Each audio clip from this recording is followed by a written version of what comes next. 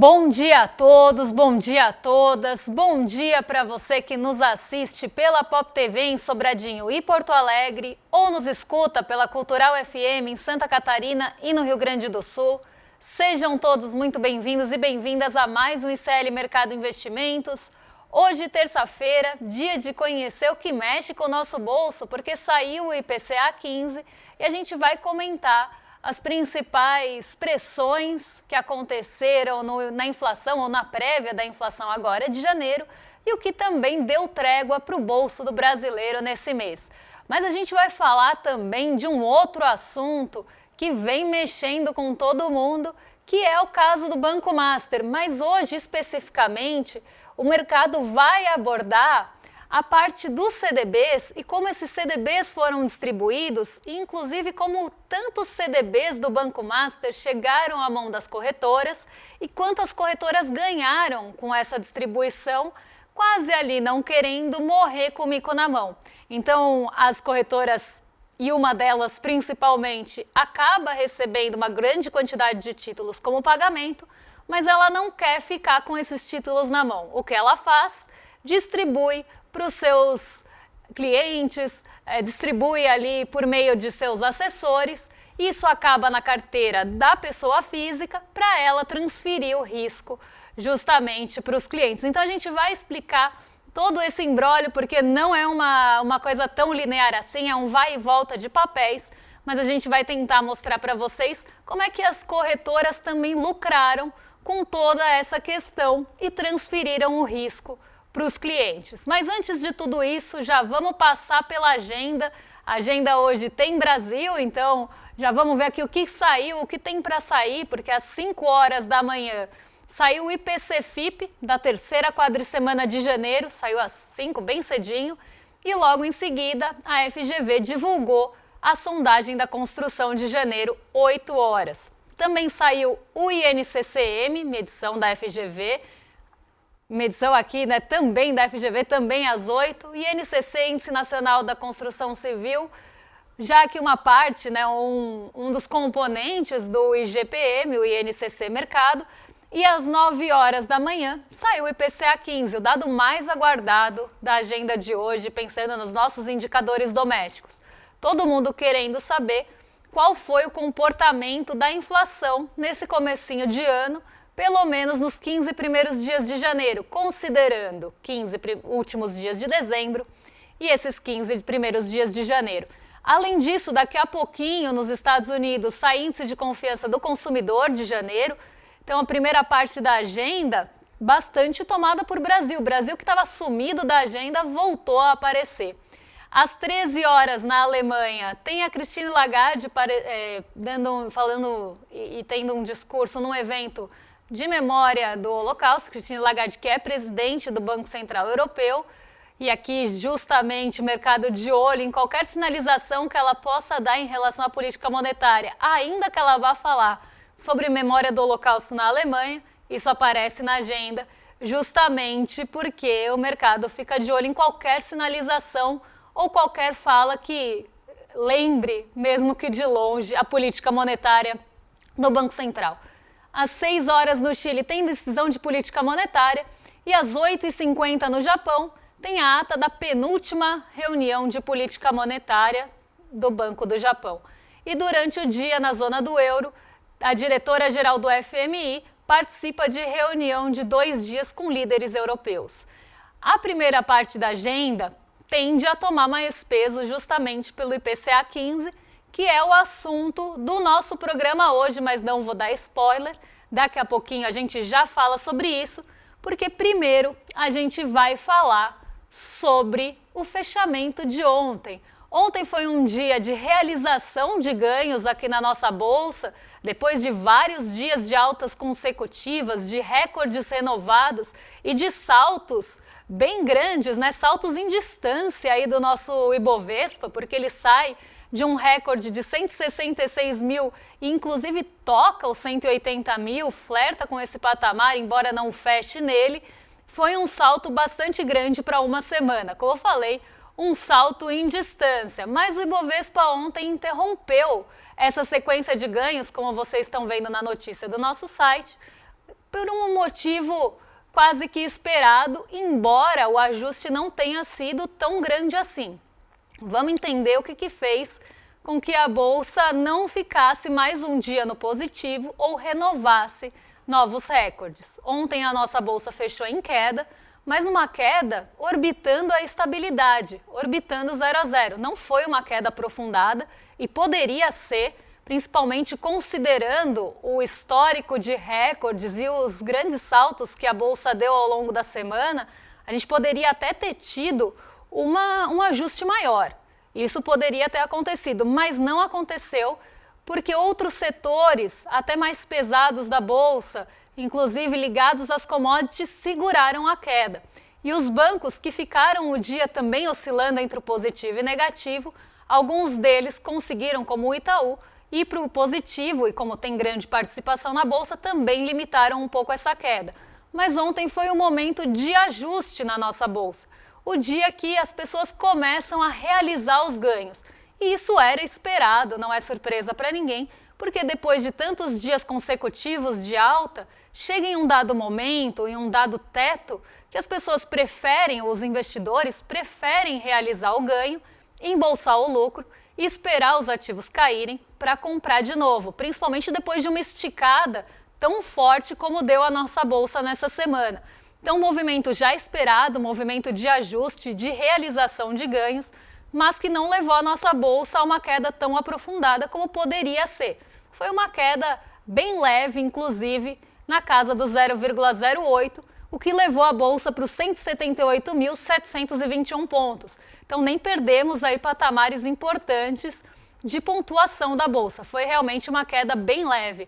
O dólar caiu ontem, caiu 0,13 e ficou próximo a 5,28, ainda orbitando esse patamar e abaixo dos 5,30. Ponto importante aqui, como sempre falo, 5,30 é um piso psicológico e furar esse piso acaba trazendo uma dúvida de se a gente vai conseguir estabelecer um novo piso. Se o dólar continuar oscilando abaixo desses 5,30, há probabilidade de que a gente estabeleça um novo piso e que ele passe a ser esse patamar psicológico. Por enquanto, ainda se fala muito em furar os 5,30, voltar para os 5,30. Mas vamos ver se a gente não renova esse piso e estabelece esse novo patamar. Em Nova York, a gente teve alta por lá, altas inclusive maiores do que a gente viu nos últimos dias, 0,5% de alta no S&P e 0,43% no Nasdaq. Mas nada também muito fora da normalidade, nenhum salto muito expressivo por lá, porque está todo mundo esperando os resultados de grandes empresas ou resultados corporativos de empresas importantes, especialmente as ligadas às empresas de tecnologia ou ligadas a essas empresas, não diretamente, mas fornecedoras e tudo mais. Como isso fica no radar, principalmente esse desempenho das empresas de tecnologia, já que há uma desconfiança na sustentabilidade desse crescimento, o mercado fica nessa expectativa, então acaba até se posicionando de uma forma mais leve, mas com grandes ansiedades, eu diria, bastante ansioso está o mercado para esses resultados que vão começar a sair a partir de agora. Então o S&P e Nasdaq sem grandes novidades, muito nessa expectativa e ainda repercutindo a volta atrás de Donald Trump em relação à União Europeia, embora ele tenha aproveitado para atacar agora o Canadá e não só atacar, mas voltar com aquele tom de ameaça em relação às relações diplomáticas e comerciais com o Canadá. Então, cada hora, Donald Trump tem um alvo e o alvo agora passa a ser, nessas questões geopolíticas, o Canadá. Vamos ver como isso se desenrola ao longo do tempo, mas, por enquanto, a expectativa pelo balanço das empresas de tecnologia e grandes empresas dos Estados Unidos acaba tomando o primeiro plano, aí, o holofote, em detrimento de qualquer outra coisa. Mas isso pode virar se Donald Trump voltar a subir o tom. Se ele fizer isso, podem ter certeza que as bolsas vão responder e vão responder de forma negativa. Outro ponto que está muito no radar, além do IPCA 15 aqui no Brasil, é a super quarta. Então também está todo mundo operando na expectativa das decisões de política monetária. Não tanto em relação às decisões de política monetária, mas também pela sinalização que vem depois. Todo mundo sabe que a coletiva que acaba acontecendo depois lá nos Estados Unidos com o Jerome Powell ou aqui no Brasil, o comunicado do Copom acabam pesando mais do que a própria decisão, que muitas vezes já está precificada e dada no mercado. Então, o que se espera é justamente esse comunicado que vem depois e que deve mexer bastante com os ânimos dos investidores. E nessa situação, os posicionamentos também ficam um pouco mais leves. Ninguém quer se posicionar antes de uma decisão de política monetária. Então, isso acaba enxugando um pouco essa movimentação, essa liquidez nos mercados de risco. Ainda assim, Nova York positivo e aqui com uma queda bem pequenininha, sabendo que ela poderia ter sido até maior. Vamos ver como é que fecha a nossa bolsa hoje, tanto nessa expectativa pelo Copom, como também refletindo todas essas questões internacionais e agora o IPCA 15, que inclusive veio abaixo do esperado. E já entro nesse assunto porque o mercado tinha projetado uma inflação um pouco maior e a inflação, né, veio, já estou contando aqui, né, mercado errou pouco, mas errou. Então isso é um ponto, mas o que eu queria chegar é que o mercado estava esperando uma inflação maior, estava com uma perspectiva mais negativa para a inflação, ou pelo menos para a prévia da inflação nesse comecinho de janeiro. Lembrando que o IPCA 15 carrega parte de dezembro que a gente já conhece. Então o que a projeção traz de novo são justamente esses primeiros dias de janeiro e como os preços se comportaram nesses primeiros 15 dias de janeiro, já que os 15 dias de dezembro são conhecidos. Então a projeção da novidade vem nesse sentido. E o mercado jogou a projeção para cima, acima inclusive da medição real, o que pode influenciar não só no humor dos investidores hoje, porque a inflação veio abaixo do esperado, mas também pode ter um papel no comunicado do Copom amanhã, porque a grande justificativa do Copom é a desancoragem da inflação, das expectativas de inflação. Ora, se a inflação está surpreendendo para baixo, vamos continuar batendo nessa tecla? Vamos ver o comunicado amanhã, esperar cenas dos próximos episódios, mas a inflação surpreendeu para baixo, então já vamos ver qual que foi a projeção do mercado e por que essa projeção foi dada dessa forma. A mediana, que é a parte do conjunto que divide, na verdade, o número que divide o conjunto em dois, né? Então metade está para cima da mediana, metade está para baixo da mediana. A mediana foi de 0,23% de inflação nesse mês de janeiro, nessa prévia de inflação de janeiro, com acumulado de 4,52%. A média foi um pouquinho maior, a média ficou acima da mediana, acima desse número que divide o conjunto em dois, ficou em 0,25%, com a inflação acumulada em 4,53%. O piso, a menor das projeções, ficou em 0,15% e a maior em 0,42%. A maior foi lá para longe, né? Porque ficou em 0,42%, bem longe da média, bem longe da mediana e bem longe também do número real, colocando a inflação em 4,73% de acumulado em 12 meses, pensando no IPCA 15. Quando a gente olha esse miolinho aqui do gráfico, que é o que está a maior número dos respondentes, 15 respondentes, o que representa quase metade dos respondentes, dos 31 respondentes da pesquisa, 15 achavam que a inflação ia ficar entre 0,20 e 0,25, bem na mediana e na média. Muitos respondentes, aqui a gente está falando de agentes de mercado, tá? Isso é importante. Muitos agentes de mercado estavam colocando, inclusive, a inflação mais próxima da média. Então, perto desse patamar de 0,25, o que levou justamente a média para esse lugar. Então, entre 0,20 e 0,25, a maior parte dos respondentes, inclusive, estava mais deslocada para perto do 0,25 do que para o 0,20. E isso mostra, né, uma projeção da inflação um pouco maior.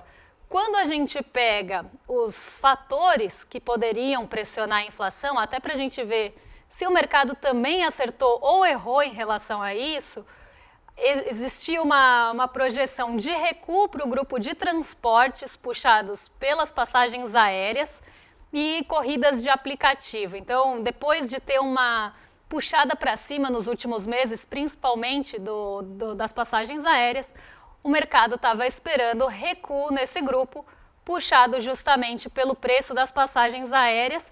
Em relação ao grupo de habitação, era esperado deflação, também refletindo parte daquela trégua que já foi trazida pela energia elétrica em dezembro e a continuidade disso em janeiro com mudança de bandeira tarifária. Vamos ver se o mercado acertou ou errou. Já falei que ele errou a projeção do mês, mas vamos ver se ele acertou ou errou as projeções de forma geral, ali pensando nos grupos e nos itens que puxaram ou não a inflação para cima, porque a nossa inflação agora, pelo menos a prévia da inflação, o IPCA 15 ficou em 0,20 em janeiro, não ficou em 0,25 nem em 0,23, então o mercado superestimou mais uma vez a inflação, jogou a inflação para cima e teve uma surpresa positiva no sentido de que ela veio menor do que o esperado, mas negativa pensando que ela ficou abaixo da projeção. Vamos pensar em positiva porque a inflação abaixo do esperado é melhor, né? Fica melhor a abordagem. Então a prévia da inflação de janeiro, ou os 15 primeiros dias de janeiro e 15 últimos dias de dezembro levaram a inflação para 0,20 e a alta foi puxada pelos grupos de saúde e cuidados pessoais. E a gente sabe quando vem alta puxada por grupos de saúde e cuidados pessoais, normalmente isso tem um peso diferente entre as rendas. Mas vamos primeiro ver como é que ficou a inflação ou o IPCA 15, essa prévia de inflação em janeiro, considerando os meses anteriores, o acumulado em 12 meses, e depois a gente dá uma olhada nos grupos e nos itens também. Então já vamos colocar aqui na tela para o pessoal de casa acompanhar, porque em janeiro de 2026, como já falei, a inflação ou o IPCA 15 ficou em 0,20. No mês passado, em dezembro de 2025, a inflação tinha sido de 0,25, ou a prévia da inflação de 0,25, e em janeiro de 2025, no ano passado, 0,11. Então teve uma aceleração da inflação, considerando janeiro do ano passado, ou comparando com janeiro do ano passado, mas em relação a dezembro, a prévia da inflação, ou o IPCA 15, desacelerou. No acumulado do ano fica em 0,20, porque afinal a gente está falando do primeiro mês, e no acumulado em 12 meses, a inflação, ou o IPCA 15, vai para 4,5%. Vamos ver em perspectiva de tempo, porque eu acho mais interessante a gente olhar na perspectiva do tempo do que os números assim, picadinhos. Vamos ver como é que fica a trajetória nesses últimos 12 meses e também a variação mensal. Aqui a gente tem uma inflação em novembro de 24, saindo de 4,77. Esse IPCA 15, essa prévia, acelera até ali o mês de abril, que vai para 5,49, mantém esse patamar quase estável até a metade do ano. Em agosto a gente tem uma leve trégua e depois volta a acelerar em setembro, dando, para quem está só ouvindo, mas para quem está assistindo, tem um pico ali em agosto, em setembro, que a inflação volta a subir, ou o IPCA 15 volta a subir. Depois disso, a inflação desacelera ao longo do tempo, mostrando que as medições mensais de inflação estavam menores do que o ano anterior. Então, quando a gente substitui na fórmula ou na conta um número maior por um número menor, a gente começa a ver essa desaceleração da inflação acontecendo, especialmente no segundo semestre do ano. Aqui de setembro em diante, a inflação desacelera até dezembro e agora em janeiro ela volta a subir um pouquinho, faz uma barriguinha para cima, justamente pelo motivo que eu falei agora. A inflação de janeiro do ano passado tinha sido menor do que a medida nesse ano. Então, quando a gente tira janeiro do ano passado na conta e substitui por uma inflação maior, ela vai ter essa aceleração. Mas nada fora do comum, nada fora do normal, nada ali muito escandaloso, até porque o mercado estava esperando uma inflação maior no mês de janeiro, ou nesse comecinho, nessa prévia de janeiro. Vamos ver como é que agora o mês se comporta até o final, para a gente entender como fica o fechamento. Mas o IPCA 15 já traz uma amostra, né, ou uma indicação de que o mês de janeiro pode ser um pouco mais suave do que estava sendo esperado anteriormente, já que a prévia ficou abaixo do esperado. Vamos entender agora o impacto por grupos. Eu adoro esse gráfico porque eu acho que ele é muito didático e mostra quanto cada um dos grupos contribuiu para a inflação do mês. A habitação caiu 0,26, então sim, a gente teve recuo no grupo habitação, como o mercado estava esperando, isso o mercado acertou pelo menos. A habitação desacelerou, mas também se errasse, afinal, a habitação já tinha mostrado em dezembro esse recuo e continuou, pelo menos nos 15 primeiros dias, mostrando esse recuo. 0,26 de queda, com um impacto ali no final de 0,04. Então, daquele 0,20, a gente tem uma participação negativa do grupo habitação de 0,04. Outro ponto apontado pelo mercado, ponto apontado ficou feio, né? Outro tópico, outro grupo apontado pelo mercado era o de transportes, que caiu 0,13 e teve uma contribuição negativa também de 0,03, no sentido de negativo matemático aqui, de queda de 0,03, que também ajudou a segurar aquela alta de 0,20, não ser maior, limitou a alta. Mas aqui a gente tem dois grupos importantes, saúdes e cuidados pessoais subindo 0,81, com uma participação de 0,11, então quase metade da inflação veio praticamente do grupo de saúde. 0,11 de impacto, é um impacto bastante elevado. E outro grupo que contribuiu bastante foi o de alimentação e bebidas, que tem um peso maior. Como vocês podem ver, ele subiu 0,3, mas contribuiu com 0,07. O grupo de saúde teve que subir 0,81 para contribuir com 0,11. Isso a gente vê, toda vez que eu falo 0,11 parece que eu estou falando DDD, né? Mas contribuiu aqui com 0,11.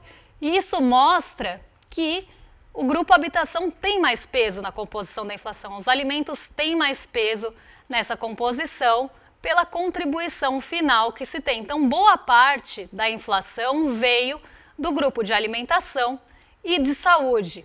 E isso preocupa, e a gente sabe que no começo do ano existe essa sazonalidade, porque o grupo de alimentos sofre com o calor, muitos alimentos perecíveis acabam sofrendo com as mudanças climáticas, com o calor, com o transporte no calor, e isso deixa os preços um pouco mais voláteis, um pouco mais instáveis no começo do ano no grupo de alimentos, coisa que a gente não viu acontecer no segundo semestre. E isso pode preocupar se continuar acontecendo, porque o grupo alimentos tem maior peso em rendas mais baixas. Se a gente começa a ter uma aceleração do grupo alimentos, isso pode pesar mais para pessoas de menor renda. Enquanto saúde, transportes, principalmente quando vem de passagens aéreas, e o grupo saúde, quando vem de planos, acaba afetando rendas médias e médias altas. E essa composição é trazida depois pelo IPEA, quando a gente tem inflação final, claro, o IPEA traz essa medição por faixa de renda que é super interessante até para a gente pensar na forma de combate inflacionário, como a gente vai combater essa inflação e como a gente vai evitar que a inflação, por exemplo, pese mais no bolso de pessoas de menor renda. Isso faz parte do combate inflacionário, isso faz parte do plano de ação para você enfrentar a inflação, e essa decisão é sempre política, a gente sempre traz esse ponto aqui. A forma que você combate a inflação, os grupos que você ataca para tentar diminuir o preço, a forma que você atua em relação à inflação, é sempre uma escolha política. Não vou passar os alimentos e a energia para vocês, os itens, porque o nosso tempo está acabando e eu quero falar de um assunto bem importante que faz parte, eu vou puxar de uma pergunta da Vivian. A nossa querida Vivian Mesquita do N1 mandou uma dúvida aqui para o mercado e a gente vai responder essa dúvida já puxando o gancho das corretoras. Então vamos assistir a pergunta e eu já falo para vocês quem ganhou e quem não ganhou com o Banco Master. Oi, Débora, tudo bem? A pergunta que eu tenho para te fazer, eu acho que é uma dúvida comum a muitos dos brasileiros que estão começando a investir, que não têm muita experiência, que de repente abriram pela primeira vez uma conta nessas financeiras e acreditaram ouvindo o seu consultor, o que é muito comum. E a gente que de repente tem um dinheiro que poupou a vida inteira, né? Como é que essas pessoas podem se proteger desse tipo de investimento? Como é que a pessoa pode saber, fazendo o seu primeiro investimento, que não está caindo numa armadilha, né, numa fraude, como isso que aconteceu com o Banco Master? Como é que a pessoa se protege em relação a isso, ouvindo o consultor, confiando plenamente na consultoria? Como é que a gente se previne disso? Eu acho que o principal ponto que a gente precisa ter em mente quando a gente recebe uma consultoria ou uma assessoria, e o que a gente precisa questionar, já respondendo a pergunta da Vivian, é quem ganha com isso e quanto está ganhando com isso. Porque quando começam ofertas muito recorrentes, muito atrativas, muita gente falando para comprar tal CDB, tal ativo, pode ser que exista um interesse naquilo. Por exemplo, COI. A gente sabe que COI é rentável para banco. Quem é aluno meu já teve N aulas sobre isso, tem curso sobre isso. E eu explico por que é que o COI é interessante para o banco e onde ele lucra e como, qual o mecanismo. Quando a gente começou a ter muita oferta de operação estruturada, e isso passou a ser uma bússola ali para a distribuição dos produtos financeiros, a gente começa a questionar quem está ganhando com isso e quanto. E o mesmo a gente pode falar do Banco Master. Quem ganhou com isso e quanto? Por que as corretoras insistiram tanto na distribuição do Banco Master, mesmo sabendo que ele poderia ter ali riscos implícitos? Porque por mais que o Banco Master tenha sido liquidado agora, não é de hoje que ele vem mostrando problema. Inclusive, essa falta de liquidez, essa falta, vamos pensar assim, de caixa para pagar os próprios vencimentos do banco, levaram o banco a emitir CDB e título cada vez mais agressivo. Mas mais que isso, uma corretora fazia parte ou tinha parte do fundo de participação do Will Bank. O Will Bank, ele foi ali, passou por fundos de participação e fundos de private equity aqui, não quero usar muitos termos técnicos, mas seriam fundos ali de participação que fomentaram esse Will Bank. E esses fundos tiveram uma participação da XP. O que aconteceu? Quando a XP ela teve a possibilidade de receber ou em ações ou em dinheiro, ela não recebeu nem em ações, porque não era de interesse dela ter participação ali no Will Bank em ações ordinárias, nem o dinheiro. O que ela pegou ali do conglomerado e de certa forma, né, em títulos de renda fixa? Justamente o CDB. Então ela aceitou os títulos de renda fixa do Banco Master como forma de pagamento por essa negociação feita em fundos de participação dela mesma. Quando ela recebe esses títulos, ela não quer ficar com o mico na mão. Ela recebe um monte de título ali do conglomerado ou do próprio Banco Master e fala: o que eu vou fazer com isso? E aí que começa uma grande distribuição e aqui eu estou simplificando bastante o processo, porque tem vai e volta de título, e eu não quero entrar nesse mérito, eu estou tentando simplificar para facilitar o entendimento de vocês. Quando ela pega esses títulos, ela começa a distribuir, porque ela também não quer ficar com os títulos no patrimônio dela. Se ela fica com o título no patrimônio dela, é risco para a corretora. E ela não quer assumir esse risco, afinal, corretora, se fica com o título, não tem FGC. O que ela começa a fazer? A distribuir esses títulos para os seus clientes para não ficar com o risco com ela, mas sim dividir esse risco com as pessoas que têm conta na corretora. E essa distribuição começa a acontecer, inclusive, a gente separou aqui para vocês, as principais distribuidoras dos CDBs do Banco Master, as grandes corretoras, tiveram uma participação importante nessa distribuição e não à toa. A XP liderou com 26 bilhões em CDBs vendidos, o BTG intermediou, lembrando que aqui é sempre intermédio, você compra por meio da corretora. O BTG intermediou 6,7 bilhões, ainda que em segundo lugar, muito distante da XP, que tinha esses títulos na mão, muitos desses títulos na mão. O Nubank vendeu 2,9 bilhões, incluindo a parte já herdada da Isinvest. Então, não necessariamente o Nubank só, mas o Nubank herdando essa posição da Isinvest. E pensando nas comissões que eram recebidas por essas corretoras, podia ser em torno de 2,5% a 5%. Se a gente usar 5% para fazer a conta, que seria o máximo da comissão do spread que se ganha nessa operação, 1,8 bilhão ficou com as corretoras, quase 2 bilhões de ganho de comissão e de spread com as corretoras. Pensando que todo o volume ali do Banco Master, protegido pelo FGC, são os 36 dos 41 bilhões. Então, o que as corretoras fizeram? Pulverizaram esse risco entre os seus correntistas para não ficar com o risco para ela.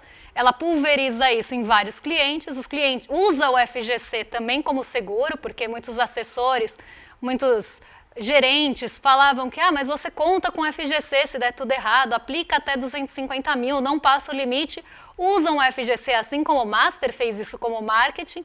Usa o FGC como seguro, como uma peça ali de segurança e joga o risco para frente. Passa a batata quente, passa o mico.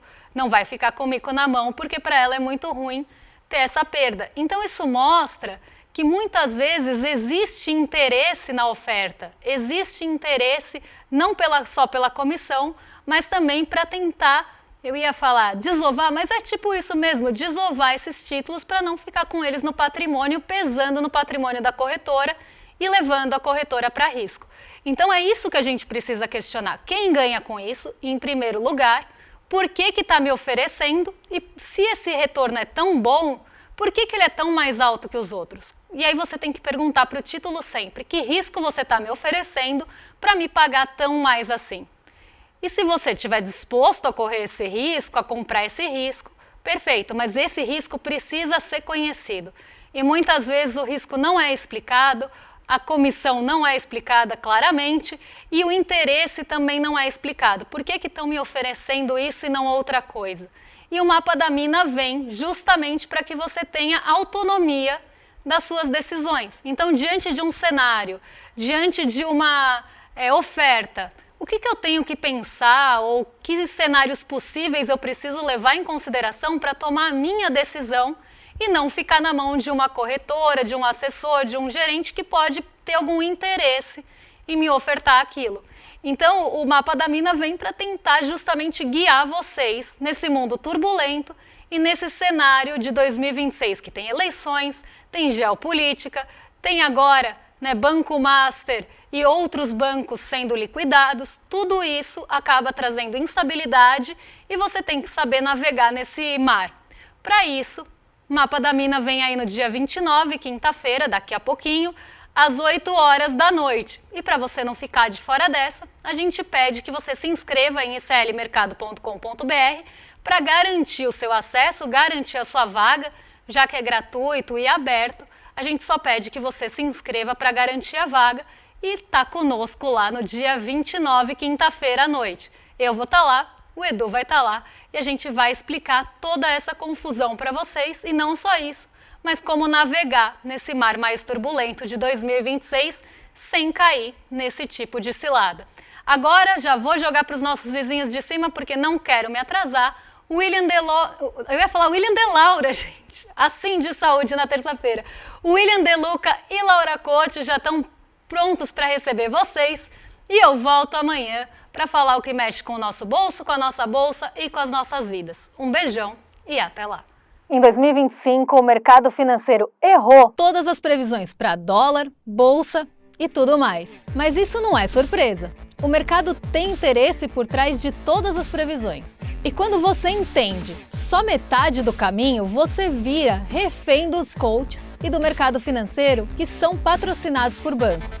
É por isso que eu e o Eduardo Moreira preparamos algo de especial. O Mapa da Mina de 2026, no dia 29 de janeiro, às 8 horas. Uma aula para quem quer previsões independentes para 2026, sem interesse de banco por trás. Você vai entender o que se espera de verdade para dólar, bolsa, juros e fundos em 2026. Você sabia que todos os nossos programas estão no Spotify? A notícia não pode parar e agora você pode acompanhar todos os nossos programas onde e quando quiser.